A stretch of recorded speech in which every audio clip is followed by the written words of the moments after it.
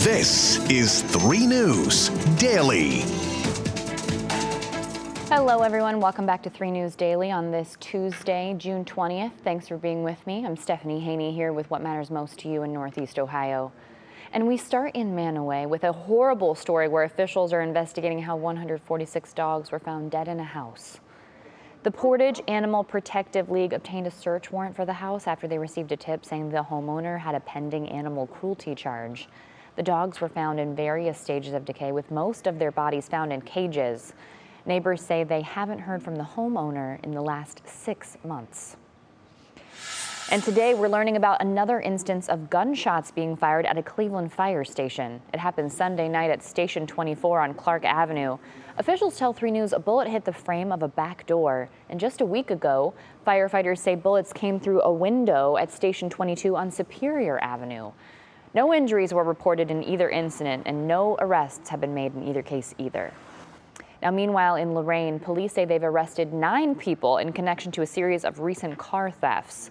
Police say they're investigating about 50 car thefts or attempted thefts of Kias and Hyundais.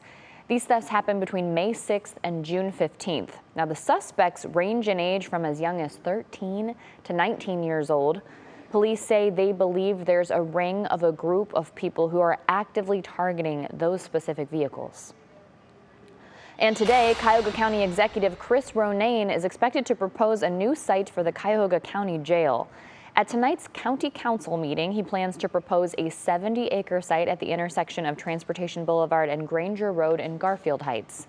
The current county jail has a troubling history of inmate deaths, overcrowding, and dangerously low staffing levels. Right now to some national news. After a 5-year investigation into President Joe Biden's son, Hunter, we now know that Hunter Biden has reached a deal with federal prosecutors on charges that he failed to pay federal income tax and also illegally possessed a weapon. Now, this is according to a letter from the U.S. District Court in Delaware. So what we understand is Hunter will plead guilty to the misdemeanor tax offenses, and this is part of an agreement that was made public today. And as part of the deal, he won't be prosecuted for illegally possessing a firearm as a drug user. This is as long as he meets conditions set by prosecutors.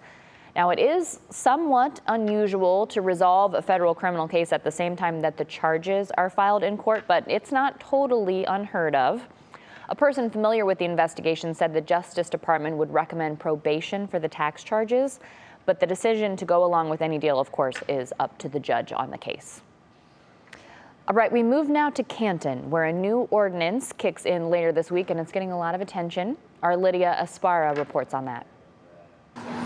A warm welcome on a slow Monday night. I know they were playing the Padres last. At the Gridiron in Canton. Hello? But for owner Jeff Hudson, he has been seeing more of this towards the end of the week. Teenagers. On the weekends, they're here. They just roam around downtown all day, all night. It's the nights that the city of Canton is trying to control. Canton's Police Chief Gabbard wants to remind Canton residents and visitors this summer there will be a curfew for juveniles in Canton's designated outdoor refreshment areas known as DORAs. For business owners here in Canton, the DORAs are a big deal, especially on First Fridays. That's when you get a lot of people coming in town, and that's when the kids used to want to hang out.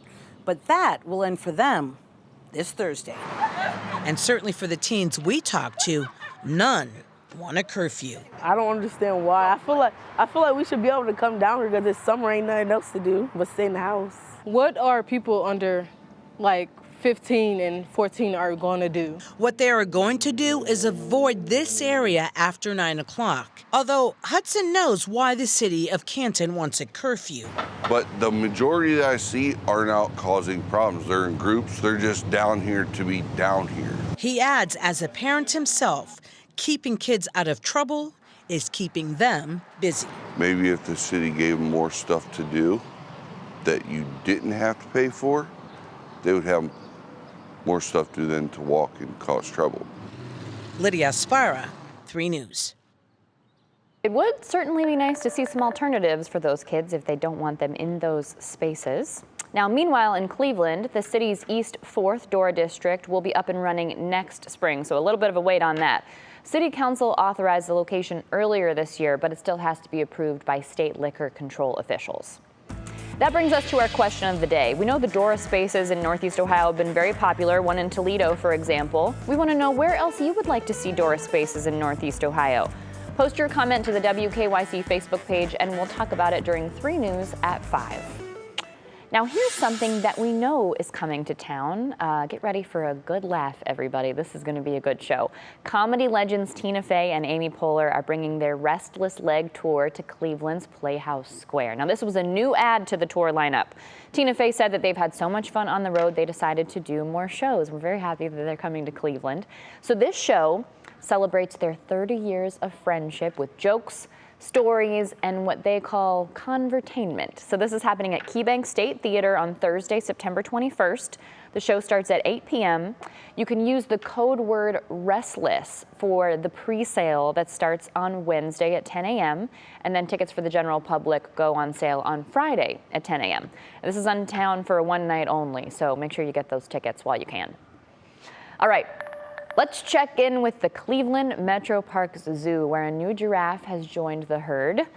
Meet Rocket. This is a 7-year-old male, and he comes to Cleveland from Turtleback Zoo in New Jersey, and he will join the Cleveland Zoo's 2 female giraffes, Jada and Jasmine.